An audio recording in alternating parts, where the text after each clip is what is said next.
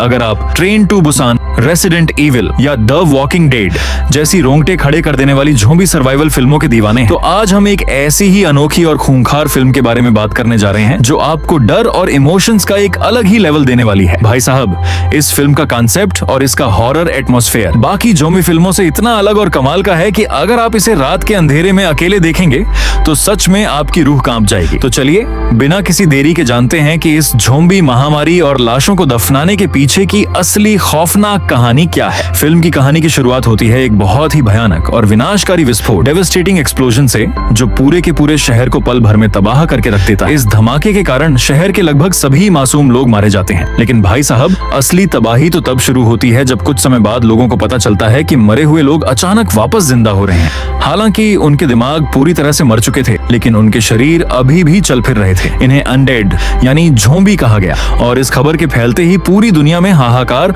और भयंकर panic much जाता है। इसी खौफनाक माहौल के बीच एंट्री होती है हमारी मुख्य किरदार एवा की। इस विनाशकारी विस्फोट और ज़ॉम्बी लहर के बीच एवा का पति कहीं खो चुका है। एवा अपनी जान की परवाह किए बिना इस बंजर और लाशों से भरी दुनिया में अपने खोए हुए पति को खोजने के मिशन पर निकल पड़ती है। इसी दौरान सेना, आर्मी एवा को इस सबसे ज्यादा प्रभावित इलाके में बुलाती है ताकि वो इन ज़ॉम्बी लाशों को इकट्ठा करने, उन्हें दफनाने और उन पर रिसर्च करने में मदद कर सके।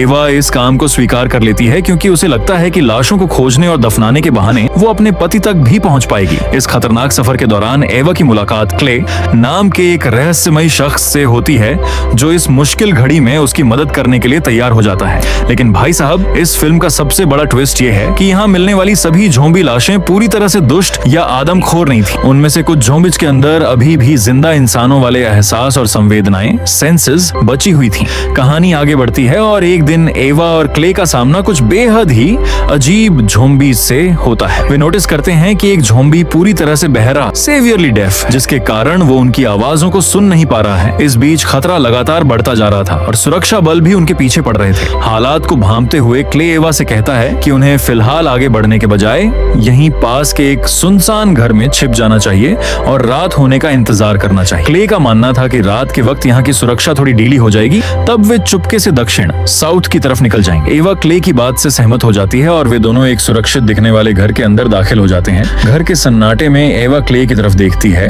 और उससे एक बड़ा ही गहरा सवाल पूछती है, क्ले, तुमने इस नरक जैसी दुनिया में मेरी मदद करना क्यों स्वीकार किया? लेकिन इससे पहले कि क्ले एवा के इस सवाल का कोई जवाब दे पाता, अचानक कुछ अज्ञात ताकतें या लोग वहाँ धावा बोल देते हैं और उन दोनों को वहाँ से जबरन बंदी बनाकर दूर ले जाते हैं। अब एवा और क्ले उस बंद जाल से खुद को कैसे बचाते हैं? क्या एवा इस ज़ॉम्बी दुनिया में अपने पति को जिंदा ढूंढ पाती है या वो खुद इस खूनी खेल का शिकार बन जाती है? यही इस फिल्म की मुख्य और दिल दहला देने वाली कहानी है। अगर इस फिल्म के प्लस पॉइंट्स की बात करें तो इसका सबसे बड़ा प्लस पॉइंट है इसका अनोखा ज़ॉम्बी कॉन्सेप्ट और इसका इमोशनल ड्रामा।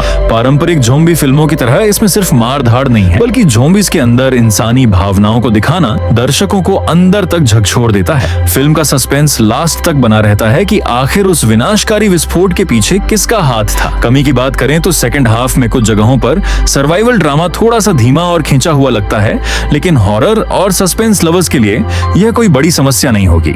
फाइनल वर्डिक्ट, कुल मिलाकर अगर आपको तगड़ा सस्पेंस और ज़ॉम्बी हॉरर पसंद है तो इस फिल्म को अपनी वॉच लिस्ट में आज ही शामिल करें। तो दोस्तों, आपको क्या लगता है, क्या एवा अपने पति को ढूंढ पाई होगी? अपनी राय कमेंट बॉक्स में जरूर बताएं। वीडियो को लाइक और चैनल को सब्सक्राइब करना बिल्कुल मत भूलना। मिलते हैं अगले वीडियो में, तब तक के लिए बाय बाय।